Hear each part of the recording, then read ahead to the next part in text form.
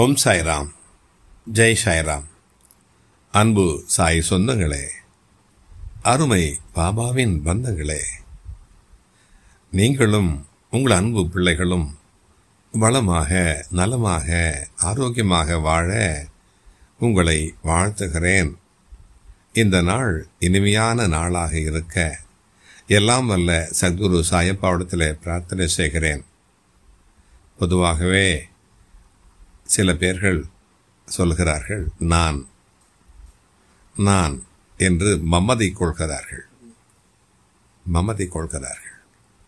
நான் செய்தேன், இது என்னுடைய வீடு, இது நான் செய்தது, என்னால் தான் இதை செய்ய முடியும் என்று மாறுதட்டி கொள்ளுகிறார்கள்.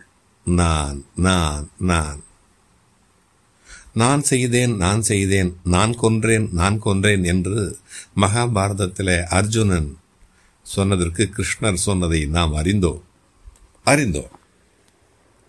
இந்த அகங்காரத்தை, நான் என்கின்ற இந்த முகமூடியை எடுத்துவிட்டால் இந்த உலகத்திலே உள்ள எல்லாம் ஒன்றுதான் என்பது நமக்கு தெரிய வரும். ஆனால் அதை அவ்வளவு எளிதாக எடுத்து போட்டுவிட முடியாது.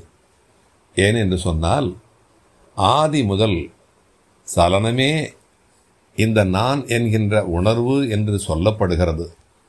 அதன் விளைவாக வந்த அனைத்து உயிர்களிலும் இந்த நான் என்பது இருப்பதை நாம் காண முடியும். இதற்கு ஒரு நல்ல உதாரணம், குழந்தைகள் எதுவுமே தெரியாத போதும் கூட அவர்களிடத்தில் இந்த நான் என்கின்ற உணர்வு அதிகமாக இருக்க காணலாம். பகவத்கீதையிலே கண்ணன் அடிக்கடி நான் என்று சொல்லுவார். இது கண்ணனே இப்படி சொல்லுகிறாரே என்று கவனித்தால் இங்கு எல்லாம் நான் தான். ஆனால் நீ உன்னை நான் என்று நினைத்தால் என்னை வந்து அடைய முடியாது. இந்த நானை எடுத்துவிடும் நீயும் நானும் ஒன்றாகி விடுவோம் என்பதற்காகத்தான் நான் என்று நினைப்பு. அப்படியான நினைப்பு ஒன்று மனதிலே இருந்தால் அது செயலிலும் பிரதிபலிக்கும். எனவேதான் பதஞ்சலி தன் கைகளால் மார்புக்கு குறுக்காக சேலையை பிடித்தபடி போராடி கொண்டிருந்தாள் திரௌபதி.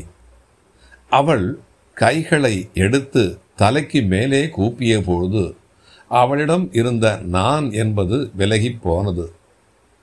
தன்னால் தன்னை காப்பாற்றிக் கொள்ள முடியும், யாராலும் காப்பாற்ற முடியாது. இந்த தருணத்திலே நம்மை யாரும் காப்பாற்ற முடியாது என்கின்ற பொழுது தான் என்பது அங்கே அவளுக்கு வந்தது.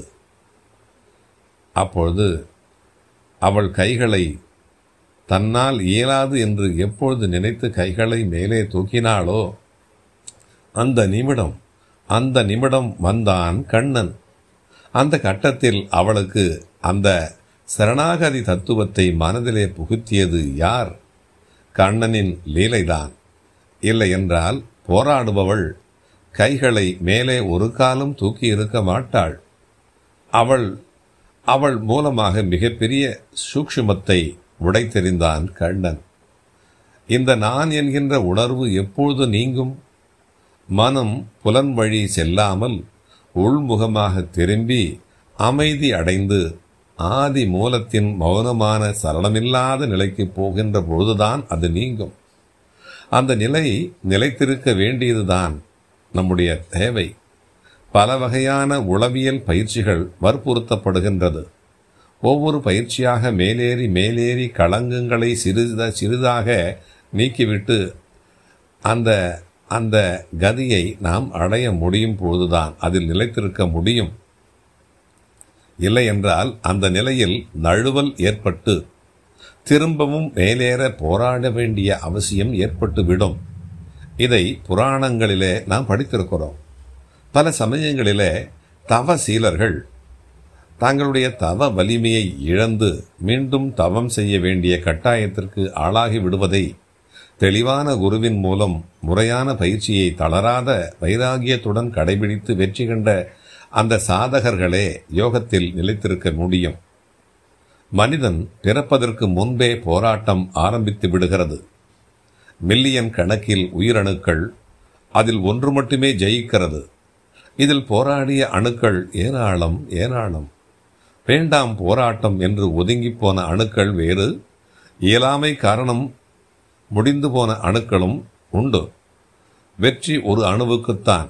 அதுபோல இந்த உலகத்திலே தினமும் கோடான கோடி போராட்டங்கள் நடந்து கொண்டே இருக்கின்றன. எல்லாம் எல்லாம் அணுக்களின் போராட்டமே.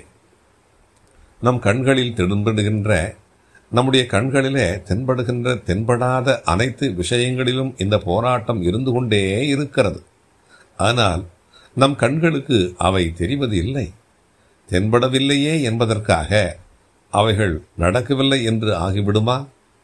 இப்படி பல சூக்ஷ்மமான விஷயங்களை நம்முடைய முன்னோர்கள் தவத்தால் பெற்ற அறிவுத்திறனால் ஞானத்தால் கண்டு சொல்லியிருக்கிறார்கள். இன்று மனிதன் தன்னுடைய விஞ்ஞான அறிவால் அதில் சிலவற்றை கண்டுபிடித்து விட்டான். ஆனால் அதனிலும் சூக்ஷ்மமான இரகசியங்களை கண்டுபிடிக்க இன்னும் உபகரணங்களை அவன் கண்டுபிடிக்கவில்லை. வரும் காலங்களிலே ஒவ்வொன்றாக அவன் கண்டுபிடிக்க கூடும். ஆனால் நம்முடைய முன்னோர்கள் எவ்வாறு இவ்வளவு தெளிவாக இவைகளை பற்றி விளக்குவதோடு உறுதியாக சொல்லுகிறார்கள் என்றால் அதைத்தான் மெய்ஞானம் என்று சொல்லுகிறார்கள். அதாவது மெய்யாகிய உண்மையை அடைகின்ற பொழுது எல்லா கண்களும் திறக்கின்றன. அதைத்தான் நாம் சொல்கிறோம் இன்னர் என்ஜினியரிங் என்று சொல்லுகிறோம். எல்லா வாசல்களும் திறக்கின்றன. நம்முடைய உடலில் நாம் பயன்படுத்தாமலேயே போய்விடுகின்ற எத்தனையோ சக்திகள் இருக்கின்றன. அவை எல்லாம் வேலை செய்தன. மூளையின் எல்லா பகுதிகளும் முழுமையாக வேலை செய்தன. எனவே அவர்களுக்கு அடைப்பு என்பதோ மூடம் என்பதோ, மூடம் என்றால் மறைப்பு என்று வைத்துக் கொள்வோம்.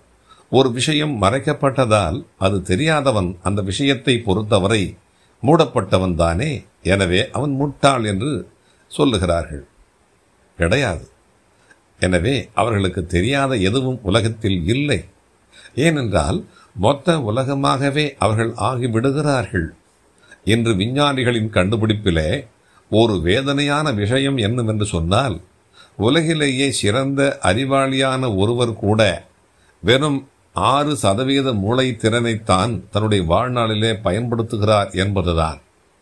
இன்று கல்வி என்று நீங்கள் எடுத்துக்கொண்டீர்கள் என்று சொன்னால், ஒரு மனிதன் சிறந்த மேதையாக விளங்க அவனை ஒரு குறிப்பிட்ட விஷயத்தை மட்டும் அவனுடைய மூளையிலே பதிய வைத்து அதில் அவனை பெரிய மேதையாக ஆக்கி விடுகிறார்கள். எல்லா துறைகளும் அப்படித்தான். ஒரு துறையிலே வல்லுநருக்கு மற்ற துறையை பற்றி ஆவன்னா கூட தெரியாது. நம்முடைய முன்னோர்கள் கலாச்சாரம் இதைவிட மேம்பட்டது.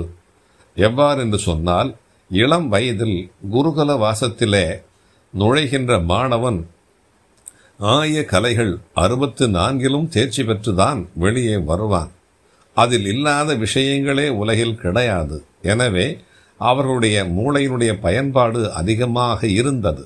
அதனாலேயே அவர்களுக்கு பல சூக்ஷ்மங்களை உணர முடிந்தது. உதாரணம் காட்ட இப்போது இருப்பது போல உபகரணங்களோ மற்ற பொருட்களோ இல்லாத காரணத்தால் புரிந்து கொள்ளத்தக்க வகையிலே கதைகளாக மாற்றி மனதிலே அதை பதிய வைத்தார்கள். உதாரணமாக காந்தம், மின்சாரம் மற்றும் ஏனைய விஞ்ஞான வளர்ச்சியினால் உருவான உபகரணங்கள். பொதுவாக சொன்னால் விஞ்ஞானம் என்பது அறிவால் புற விஷயங்களின் உள்ளே நடக்கும் இயக்கங்களை ஆராய்வது. எனவேதான் அது அறிவியல். ஆனால் மெய்ஞானம் என்கின்ற இந்த இன்னர் என்ஜினியரிங் என்பது அந்த அறிவாக இருப்பது, எது என்று அறிந்து அதை அடைவது. எனவே மெய்ஞானம் இந்த பிரபஞ்சம் என்று சொன்னால், விஞ்ஞானம் என்பது அதில் ஒரு கடுகுதான். மெய்ஞானம் இந்த பிரபஞ்சம் என்று சொன்னால், விஞ்ஞானம் அதில் ஒரு கடுகுதான். இதுதான் சொல்லுகிறது நம்முடைய அர்த்தமுள்ள இந்து மதம் சொல்லுகிறது, இந்து தர்மம் சொல்லுகிறது. ஆன்மீக வாழ்க்கைக்கு நம்முடைய இந்து சமய விழிப்புணர்வு என்பது அவசியம் என்பதை அனைவருக்கும் தெரியப்படுத்தி, நம்முடைய சாயப்பா சொன்ன இத்தகைய கோட்பாடுகளை அகிலம் புகழும் விதமாக அறிமுகப்படுத்தி அவருடைய வழிபாட்டையும் நல்லதொரு சிந்தனையையும் நாம் வளர்த்து கொண்டால் நாமாக இருக்க முடியும்.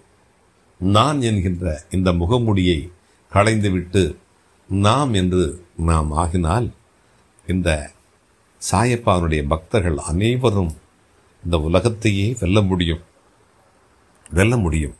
வெல்வோமா? கண்டிப்பாக வெல்வோம். வேறொரு பதிவிலே சந்திப்போம், சிந்திப்போம், செயல்படுவோம். உங்கள் சாய்ராம்ஜி, மண்டலூர் வழித்துணை பாபா கூட்டு பிரார்த்தனை கோபுரத்திலிருந்து. ஜெய் சாய்ராம்.